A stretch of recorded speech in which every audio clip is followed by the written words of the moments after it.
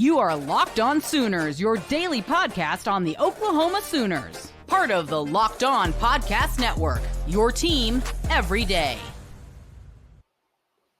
Again, thanks for making Locked On Sooners your first listen every single day. Shout out to all the everydayers out there. Again, go check out that Locked On crossover edition with Jay and with Steven of Locked On Ole Miss, giving you all the top storylines heading into the matchup and breaking it down ahead of Saturday. It's an 11 a.m. game for Oklahoma down in Oxford. And I know a lot of Oklahoma fans are excited to get down there and check out the Ole Miss tailgating experience down there in the Grove.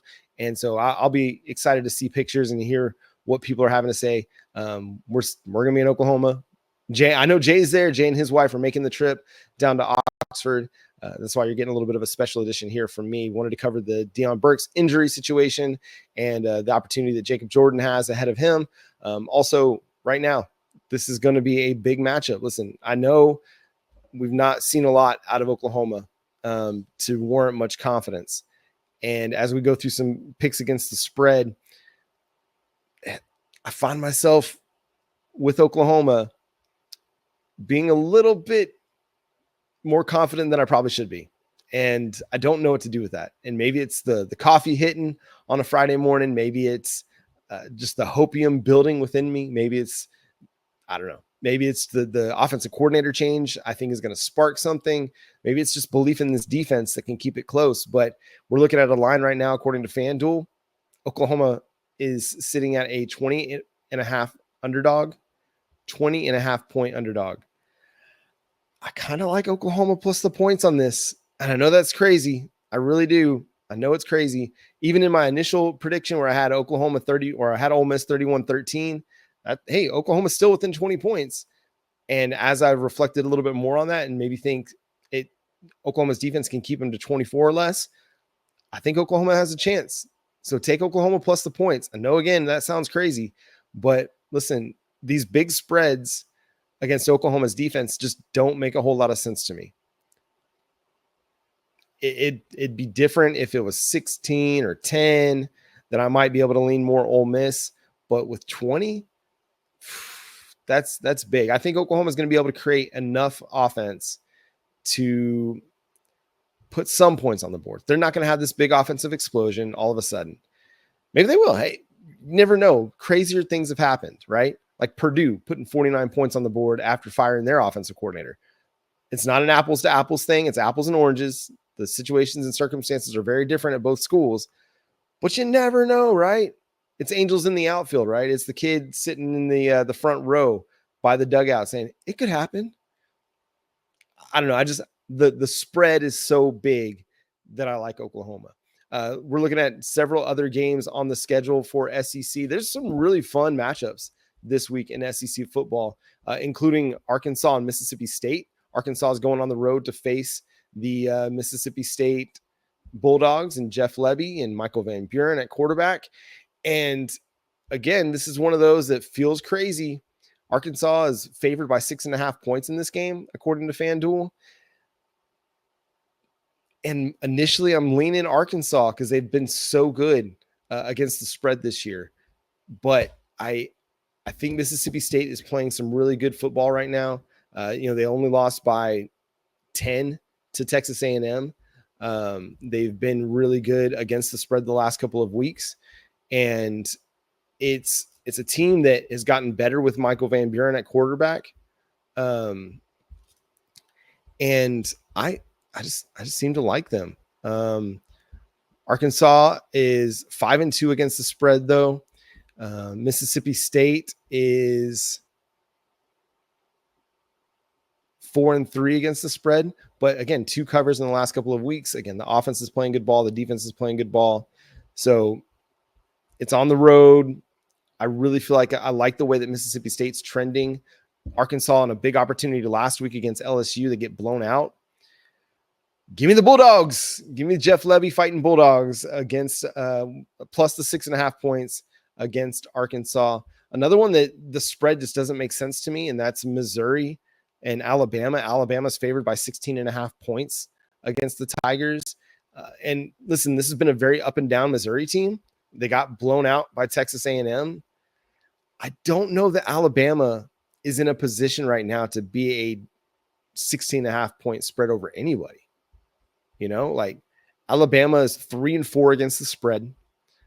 Missouri is 4-3 against the spread. This one is in Tuscaloosa against an Alabama team that is coming off the loss to Tennessee. They've got the loss to Vanderbilt. They had the close game against Georgia. As SEC play has gone for the Crimson Tide, they've not been what we thought they could be. I mean, in non-conference play, they were outscoring everybody by big numbers, but they had the close loss to Georgia or the close win over Georgia, excuse me. They won by 7 in that one. They lost to Vanderbilt by 5. They beat South Carolina by just 2, and then they lost to Tennessee by 7.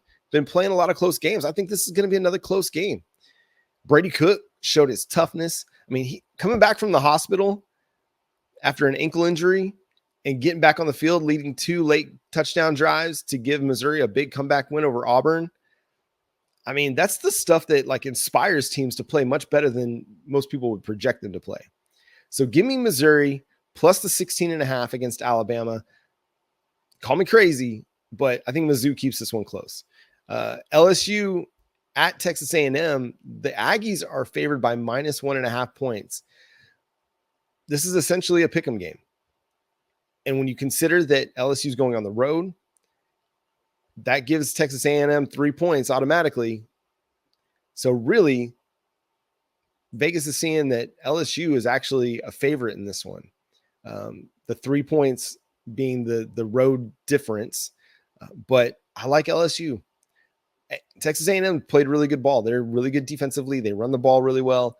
Connor Weigman has played really, really good ball. But there's just something something's cooking right now in Baton Rouge.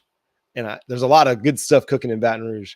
But I love the way that Caden Durham's running the ball. They've leaned into their true freshman running back, and they've put it all on his shoulders in the run game because he's been very dynamic. He's created big plays. He's been efficient in the run game for them as well. He's been efficient in the pass game. He's been really, really effective for that offense. Garrett Nussmeier is playing good football as well.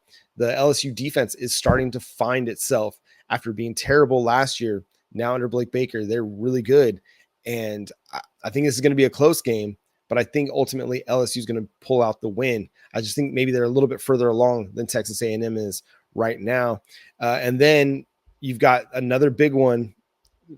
Texas goes on the road to face the Vanderbilt Commodores. Again, a team that doesn't make sense this year. The Vanderbilt Commodores, they're surprising everybody. But Texas is 18.5 point favorites at Vanderbilt. Texas right now is Texas is 5-2 against the spread. Vanderbilt's 5-2 against the spread. Again, they got the big win over Alabama. They got the big win over Virginia Tech early in the season. And Vanderbilt is looking really good. Texas, I think they bounce back and they have a better offensive day, obviously. But I think that the way that Vanderbilt plays football, they keep games close. They give their defense time to breathe with the way that they possess the football. And I think Texas's defense is better than Alabama's defense, but I think that Diego is just playing really good football. Diego Pavia is playing good football. And I think that they're going to be able to keep it within 18.5 points. Could Texas win by double digits, win by 2 touchdowns? Absolutely. I think they have the talent. They've got the coaching that they could do that, but Vanderbilt's well coached as well. And they've been able to get the most out of that roster all season long. It's going to be a hostile Vanderbilt crowd. They got people believing there in Nashville. And so that's going to be a fun one to watch, but give me Vanderbilt plus 18.5. And then the final SEC game on the schedule, we have Auburn at Kentucky. Kentucky's favored by 7.5 points. Is that right? That might be 2.5. My handwriting's gotten not great, but it's not as big of a spread as I would think, given Auburn's struggles. I think that, Kentucky's obviously had some issues of their own. And sorry, I'm just trying to find this spread real quick because this is great podcasting. My apologies.